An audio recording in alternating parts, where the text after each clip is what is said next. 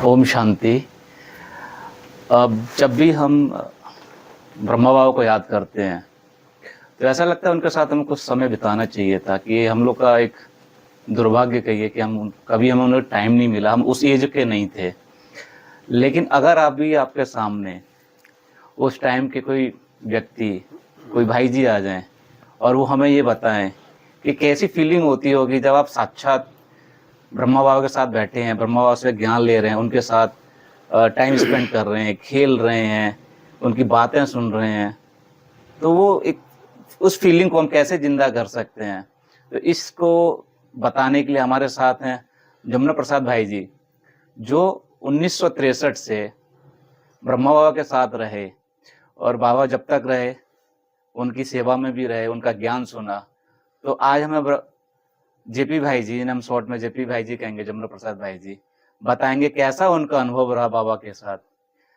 भाई जी, ओम शांति। ओम शांति। ओम शांति। मैंने पहले बताया कि बाबा ने जब मकान बनाने का कार्य शुरू किया, तो चूंकि बाबा तो सांसारिक रीति से भी बहुत अनुभवी थे, बाबा ने कहा बच्चे सबसे पहले अपने घर का पानी होना चाहिए, क्योंकि मकान आदि का जो कार्य होता है उसमें पानी तो ज़रूर पहले चाहिए। तो बाबा को प्रेरणा आई कि सबसे पहले एक कुआं खोदा जाए। तो मेरे आने के पहले बाबा ने कुएं का कार्य चालू करा दिया था, और जो कोई थोड़ा जानकार थे तो उन्होंने कहा बाबा किसी वाटर डिवाइनर को बुलाया जाए जो ये बतलाएगा कि कहाँ पानी निकलेगा। बाबा अपने रूम से निकले और चक्कर लगाते लगाते जहाँ अभी कुआं है वहाँ जाकर खड़े हो गए, और बाबा ने कहा बच्चे यहाँ कुआं खोदो, यहाँ पानी निकलेगा। तो जब मैं आया तो कुएं का कुछ काम तो हो चुका था। उसके बाद बाबा ने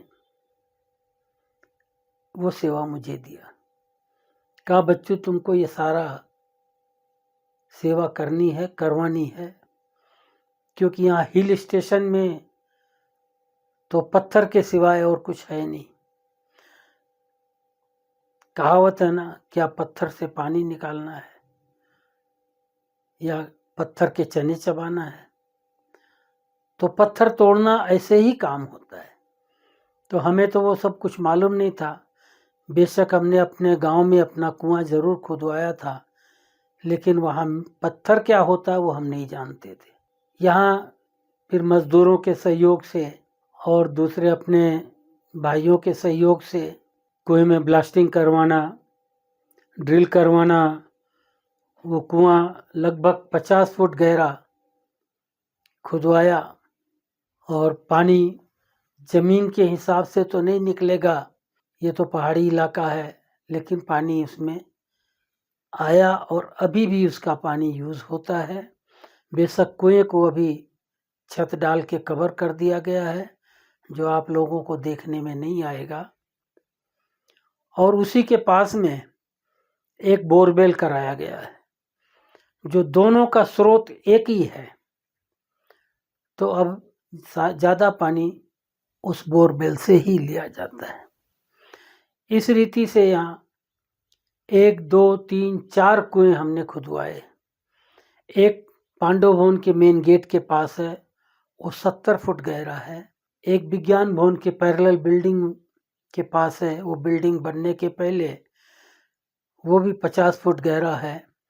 ये सारा कार्य बाबा ने एक तो साकार बाबा के होते किया, बाकी बाद में दीदी दादी की प्रेजेंसी में सारा कार्य हुआ है।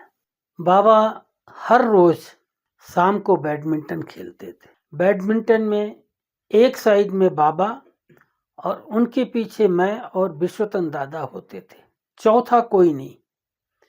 और एक साइड में सामने कोई बहनें होती थी, जैसे संदेशी बहन है, या बॉम्बे से कोई आ गई, नल्ली बहन के पिताजी होते थे काकू भाई।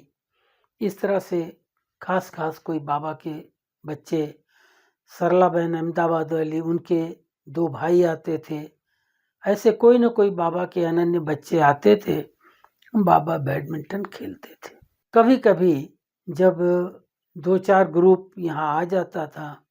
तब बाबा टेनिस कोर्ट में, जहाँ अभी शांति स्तंभ बना हुआ है, बाबा की यादगार समाधि जिसको हम शांति स्तंभ कहते हैं, यहाँ पर बाबा क्रिकेट खेलते थे बच्चों के साथ, बच्चों को बहलाने के लिए। भाई जी अभी हम 2023 में बैठे हैं और अभी मैं देख रहा हूँ यहाँ पे बहुत सारे कंस्ट्रक्शन हो चुकी हैं, अलग-अलग बिल्डिंग्स बन चुकी हैं, अलग-अलग भवन के नाम दे दिए गए हैं। तो अगर मैं इसको रिवर्स करूँ 1963 में ले जाऊँ, बाबा 1969 तक हमारे साथ थे। तो आप कैसा बताएँगे कहाँ पर क्या अभी बाबा जैसे का मैंने बतलाया है कि क्रिकेट तो हम वहाँ खेलते थे जहाँ अभी शांति स्तंभ है।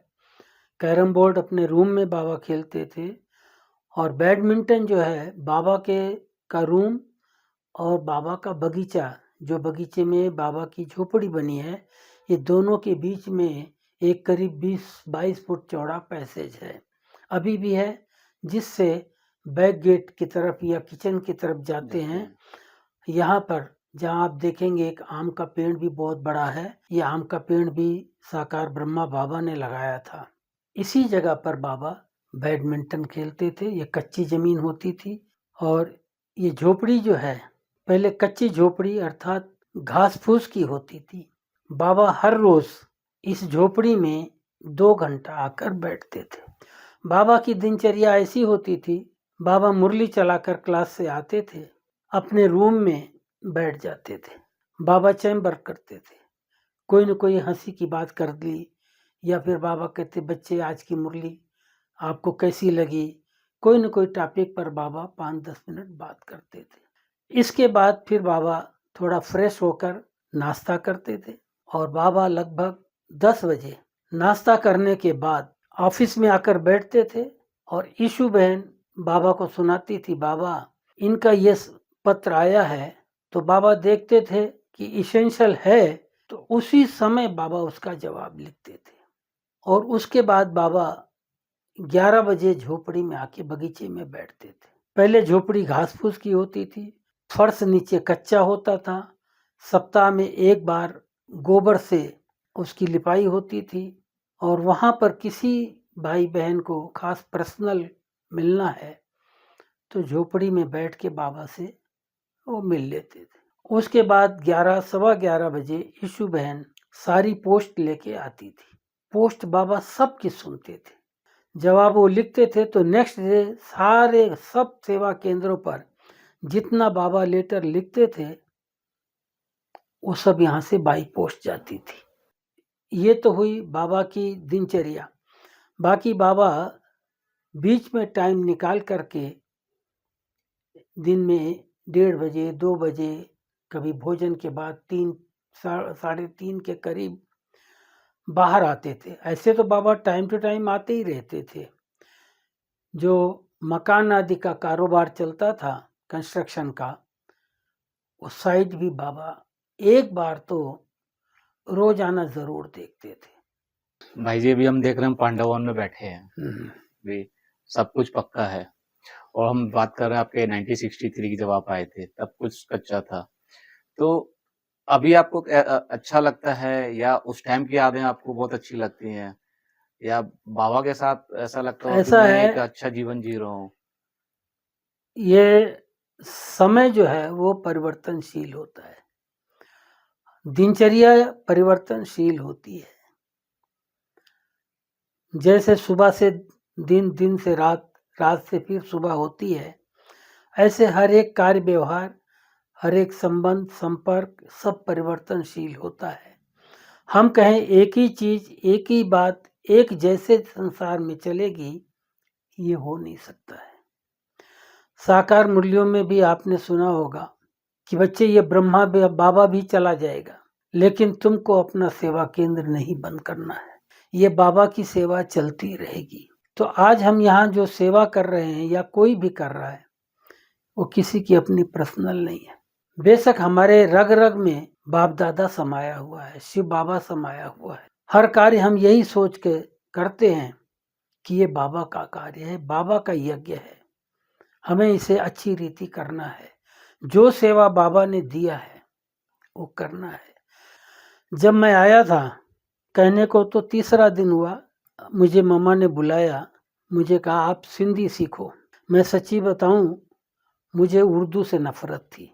मैं राज विद्या में भी उर्दू की जगह संस्कृत लिया था सब्जेक्ट, लेकिन अभी मुझे आए 2 दिन हुआ था, मैं मम्मा को कुछ बोल नहीं सकता था। मैंने हाँ जी कर दिया। मम्मा ने कहा एक भाई है, वो भाई के पास जाओ, वो आपको अलिफ बे लिख कर देगा और अभ्यास करो। दूसरे दिन मुझे मालूम नहीं था कि मम्मा हमको यही मिलेगी फिर। तो मम्मा ने मुझे फिर बुलाया, कहा नोटबुक ले आओ।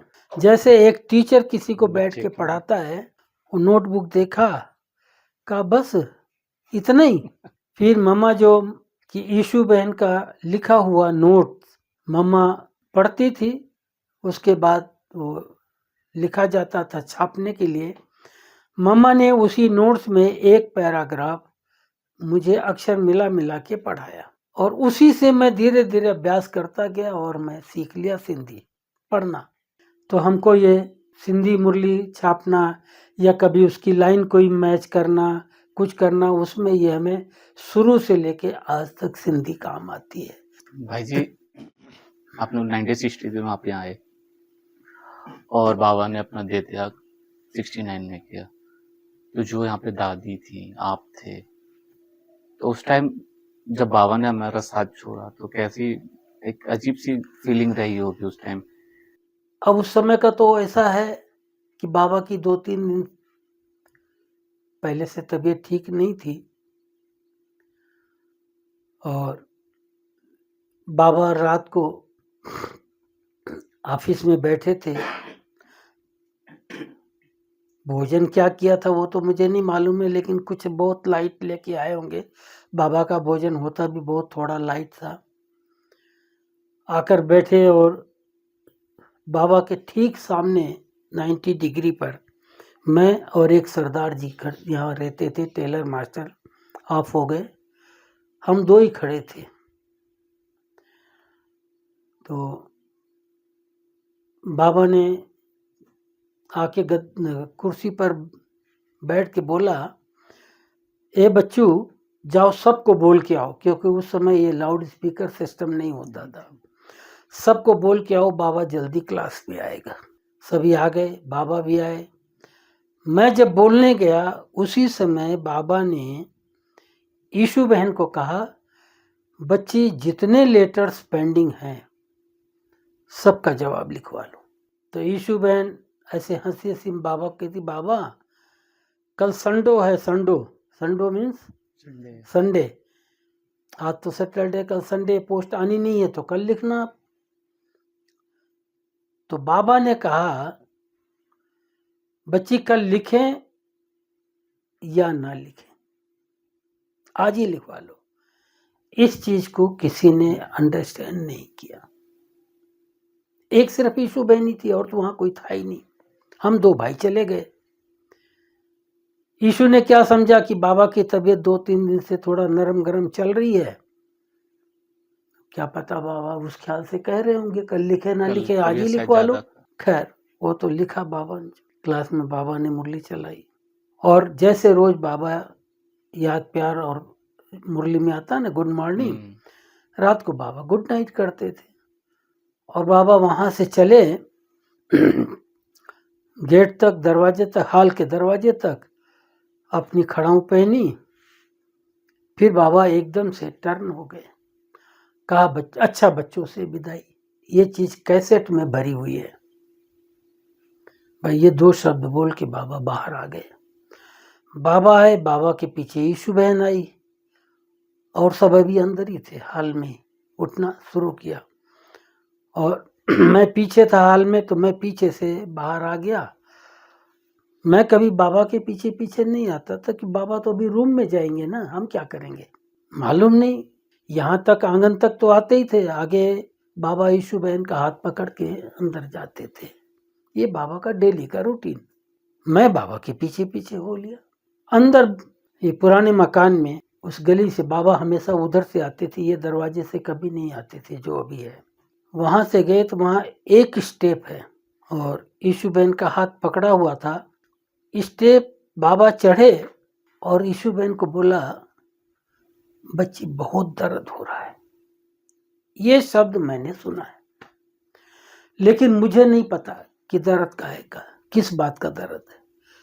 हम तो कभी ये हार्ट अटैक, इसका ये सब बातें कभी जानते ही नहीं थे, ज्ञान भी नहीं था कैसे होता, क्या होता है। लेकिन ये बाबा को अटैक पड़ा, हाल में ही पड़ा, कहाँ पड़ा, जो बाबा मुरली पूरी करके आ गए, रुके नहीं। लेकिन ये शब्द बाबा ने यीशु को बोला, तो मैं क्या समझा, 2-3 दिन से तबीयत बाबा की ठीक नहीं है, दर्द हो रहा होगा, कहीं शरीर है। मैं वहाँ से रिटर्न होके अपने रूम में चला गया। तो बाद में तो दादियाँ जाती है ना बाबा के पीछे रूम में। उस टाइम तो कुमार का दादी थी, दीदी तो थी भी नहीं। यहाँ टूर पर थी दी, इलाहाबाद गई हुई थी मेले में। तो दादी गई अंदर, और भी कौन गया मालूम नहीं, संदेशी दादी भी थी यहाँ। बाबा जाके लेट गए खाट पर। मैं अपने रूम में गया था, कोट उतार कर हैंग किया था। इतने में विश्वतन दादा ने आवाज दिया, जमुना जमुना दादा आप जल्दी आओ। तो मैं ऐसे ही आने लगा। बोले नहीं नहीं, कोट पहन के आओ। मैं वापस कोट पहन के आया। मुझे बोला जाओ। उस समय कोई साधन घर में नहीं था, साइकिल लेकर जाओ। डॉक्टर को मालूम था बाबा की तबीयत का,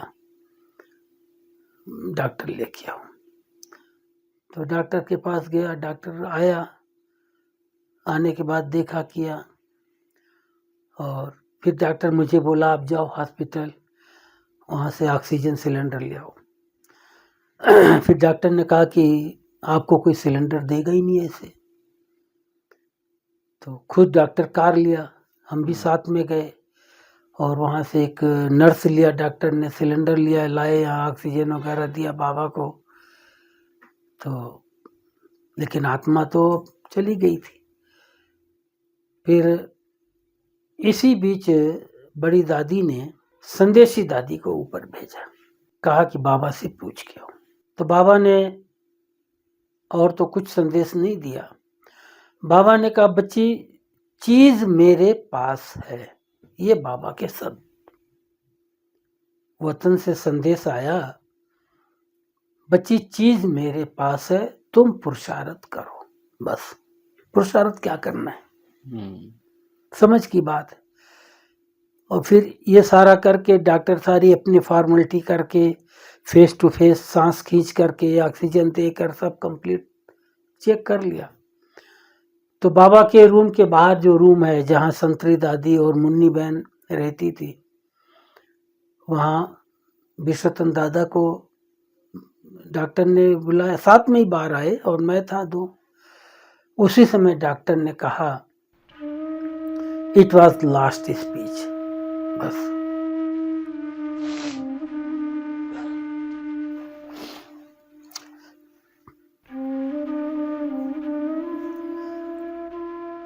ये मतलब डॉक्टर के आखिरी बोल थे। आपने बोला तो उस समय कोई क्या सोचेगा, किसकी कोई बुद्धि चलती नहीं, अभी करें क्या, क्या सोचना है, क्या करना है। फिर तो ये सभी लग गए सब तरफ। मैं क्योंकि टेलीफोन वगैरह तो उस समय बहुत पुअर सर्विस थी, समझा, और एक ही टेलीफोन होता था, लैंडलाइन का स्टडी सिस्टम होता नहीं था। सब जगह टेलीग्राम करना, रात भर टेलीग्राम गया।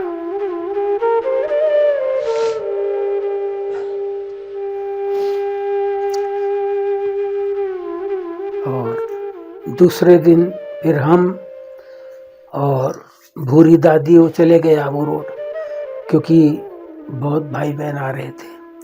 सबको रिसीव किया करके, और ये ट्रांसपोर्ट मतलब बस जो है एसटी, गवर्नमेंट एसटी डिपो में गए। उनसे बात किया कि भाई हमको जो है बस से आप सीधा पांडव भवन तक प्रोवाइड करो, क्योंकि सबको नहीं तो तकलीफ होगी आने जाने में। इतना टैक्सी वगैरह का साधन नहीं होता था यहाँ आबू में। 2-4 टैक्सियाँ होती थी टूटी फूटी, तो उन्होंने प्रोवाइड किया, यहाँ बसें डायरेक्ट आती जाती रही। और फिर 2 दिन के बाद तो बाबा का जो है 21 जनवरी को संस्कार हुआ। उसके एक दिन पहले, मुझे जहाँ तक ख्याल है 20 तारीख को बाबा को भोग लगाया गया, लेकिन बाबा ने भोग स्वीकार नहीं किया। बाबा ने कहा नहीं, जब तक अर्थी रखी है और बच्चों ने नहीं भोग स्वीकार किया है, तब तक बाबा कैसे खाएगा। फिर तो बाबा का संस्कार हुआ। और ये हमारे जगदीश भाई की बुद्धि बहुत चलती थी, जो जगदीश भाई दिल्ली वाले थे ना, ये उनकी ही बुद्धि चली कि बाबा का ये यादगार बनाया जाए यहाँ। अब यादगार तो तभी बनता है जब वहाँ संस्कार हो, वही समाधि बनती है। फिर एसपीओ कलेक्टर से परमिशन लेकर के ऑफिशियली बाबा का यहाँ संस्कार हुआ, और फिर उसके बाद यहाँ ये बाबा की समाधि तैयार हुई, जिसको शांति स्तंभ के नाम से, शांति स्तंभ इसलिए हम लोग कहते हैं क्योंकि समाधि शब्द एक दुनियावी शब्द है। हालांकि सारी दुनिया में ये समाधि शब्द से ही फेमस है, समझा। अभी भी कोई आते हैं नए, एक दिन एक भाई किसी को बता रहा था, तो उसके मुख से निकला कि ये समाधि है। आप कहेंगे ये टावर ऑफ पीस है, वो क्या समझे, व्हाट इज टावर। इसलिए हम उनको कहते हैं पहले ये समाधि बाबा की, जिसको हम टावर ऑफ पीस या शांति स्तंभ कहते हैं। इस रीति से तो हमारी भाषा भी और दुनिया की भाषा भी वो लोग समझ जाएंगे। ओम शांति। ओम शांति।